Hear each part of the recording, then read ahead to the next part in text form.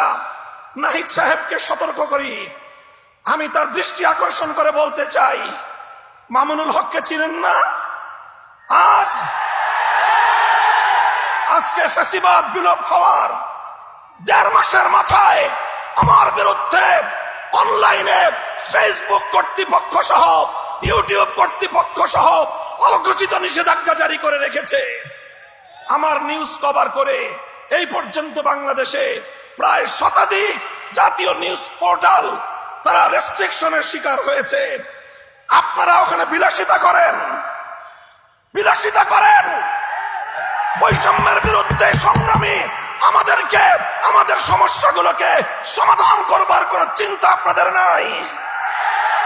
আপনারা উপদেষ্টা পরিষদ রাষ্ট্র পরিচালনা করতে পারবেন না আমাদের সহযোগিতা ছাড়া। আমার এই বক্তব্যের 24 ঘন্টার মধ্যে যদি আপনারা কোনো ব্যবস্থা গ্রহণ না করেন, আমরা আপনাদের বিরুদ্ধে ব্যবস্থা গ্রহণ করতে বাধ্য হব।